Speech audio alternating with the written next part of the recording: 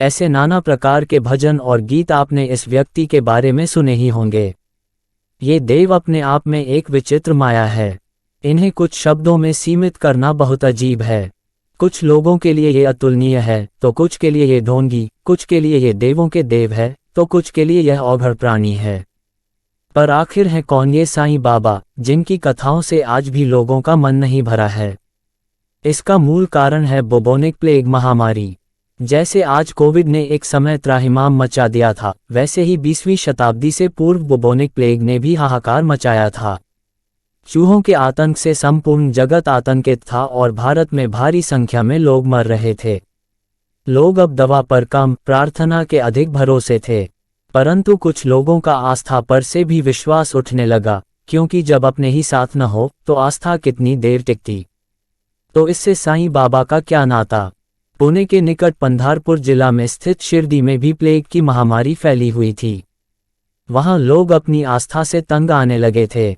ऐसे में उन्हें आवश्यकता थी एक ऐसे व्यक्ति की जो तुरंत उनके दुख दर्द दूर करे, जो इंस्टेंट मुक्ति दिलाए। तो प्रकट हुए साईं बाबा का जन्म। साईं बाबा का जन्म कब और कहाँ हुआ था एवं उनके माता पिता कौन थे, इस बारे में कोई ऐतिहासिक प्रमाण मिलना कठिन है। उनके जन्मस्थान एवं तिथि की बात वास्तव में उनके अनुयायियों के विश्वास एवं श्रद्धा पर आधारित हैं।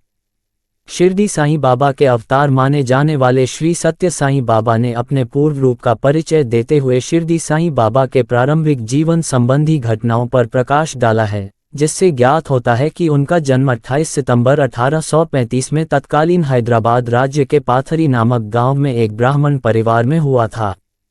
किसी दस्तावेज से इसका प्रामाणिक पता नहीं चलता है। स्वयं शिरडी साईं ने इसके बारे में कुछ नहीं बताया।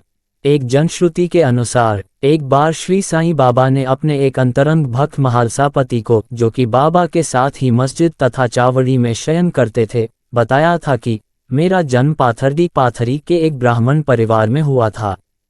मेरे माता पिता ने मुझे बाल्यावस्था में ही एक फकीर को सौंप दिया था।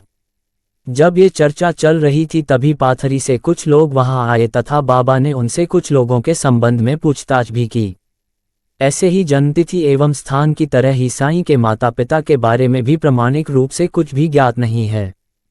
श्री सत्य साईं बाबा द्वारा दिए गए पूर्वोक्त विवरण के अनुरूप उनके पिता का नाम श्री गंगा बावरिया एवं उनकी माता का नाम देवगिरी अम्मा माना जाता है। ये दोनों भगवान शिव और माता पार्वती के उपासक थे तथा शिव के आशीर्वाद से ही उनके संतान हुई थी।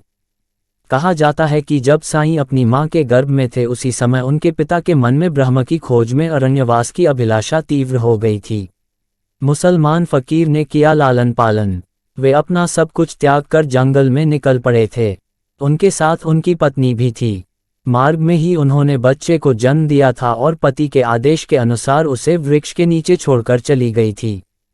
एक मुस्लिम फकीर उधर से निकले जो निसंतान थे।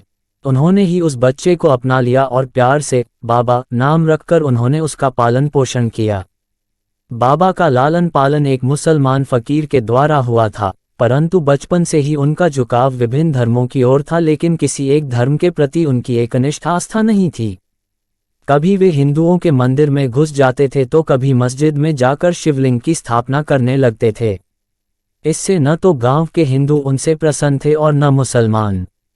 निरंतर उनकी शिकायतें आने के कारण उनको पालने वाले फकीर ने उन्हें अपने घर से निकाल दिया। साईं के जितने वृतांत प्राप्त हैं वे सभी उनके किसी न किसी चमत्कार से जुड़े हुए हैं। ऐसे ही एक वृतांत के अनुसार औरंगाबाद जिले के धूप गांव के एक धनाढ्य मुस्लिम सज्जन की खोई घोड़ी बाबा के कथनानुसार मिल जाने से उन्होंने प्रभावित होकर बाबा को आश्रय दिया और कुछ समय तक बाबा वहीं रहे। अब बाबा पहली बार 16 वर्ष की उम्र में शिरडी में एक नीम के पेड़ के तले पाए गए थे। उनके इस निवास के बारे में कुछ चमत्कारिक कथाएं प्रचलित हैं। कुछ समय बाद वे वहां से अदृश्य हो गए थे। पुनः शिरडी आने एवं उसे निवास स्थान बनाने के संदर्भ में कथा है कि चांद पाटिल के आश्रय में कुछ समय तक रहने के बाद एक बार पाटिल के एक निकट संबंधी की बारात शिरडी गांव गई, जिसके साथ बाबा भी गए। विवाह संपन्न हो जाने के बाद बारात तो वापस लौट गई, परंतु बाबा को वह जगह काफी पसंद आई और वे वही एक जीर्ण शीर्ण मस्जिद में रहने लगे और आयु पर्यंत वहीं रहे। अब प्रश्न ये उठता है कि बंधु को मस्जिद ही क्यों मिली, कोई और स्थान क्यों नहीं? वे किसी पेड़ के नीचे भी रह लेते, किसी कुटिया में भी रह सकते थे। क्या इससे उनका स्थान कम हो जाता? परंतु इसके स्वयं साईं जाने और उनके परम प्रिय भक्त साईं नाम से प्रसिद्ध हो गए। अब कहा जाता है कि चांद पाटिल के संबंधी की बारात जब शिरडी गांव पहुंची थी तो खंडोबा के मंदिर के सामने ही बैलगाड़ियां खोल दी गई थीं और बारात के लोग उतरने लगे थे। वहीं एक श्रद्धालु व्यक्ति महालसापति ने तरुण फकीर के तेजस्वी व्यक्तित्व से अभिभूत होकर उन्हें साईं कहकर संबोधित किया। धीरे धीरे शिरडी में सभी लोग उन्हें साईं या साईं बाबा के नाम से ही पुकारने लगे और इस प्रकार वे साईं नाम से प्रसिद्ध हो गए। साईं बाबा का पालन पोषण मुसलमान फकीर के द्वारा हुआ था और बाद में भी वे प्रायः मस्जिदों में ही रहे। उन्हें लोग सामान्यतया मुस्लिम फकीर के रूप में ही जानते थे। वे निरंतर अल्लाह का स्मरण करते थे। वे अल्लाह मालिक कहा करते थे। हालांकि उन्होंने सभी धर्मों की एकता पर बल दिया है और विभिन्न धर्मावलंबियों को अपने आश्रय में स्थान देते थे। उनके अनुयायी हिंदू और मुसलमान दोनों थे। उनके आश्रय स्थल मस्जिदों में हिंदुओं के विभिन्न धार्मिक पर्व भी मनाए जाते थे और मुसलमानों के भी। उन्होंने हिंदू धर्म ग्रंथों के अध्ययन को भी प्रश्रय दिया था। उस समय भारत के कई प्रदेशों में हिंदू मुस्लिम द्वेष व्याप्त था, परंतु उनका संदेश था सबका मालिक एक। ये उनका नारा बन गया, जिसके बल पर आज तक उनके अनुयायी उनका नाम जपते हैं। आगे आप समझदार हैं। अब विजयदशमी एक ऐसा उत्सव है जिस पर संपूर्ण राष्ट्र उत्सव मनाता है, परंतु साईं भक्तों के लिए ये मातम का समय होता है।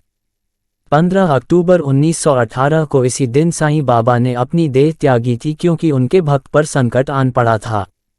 परंतु ये कितना सत्य था और कितना असत्य, ये आज तक पता नहीं चला है। कहीं इसीलिए तो शिरडी के पीठाधीशों ने श्री राम जन्मभूमि तीर्थ क्षेत्र में दान देने से मना तो नहीं किया।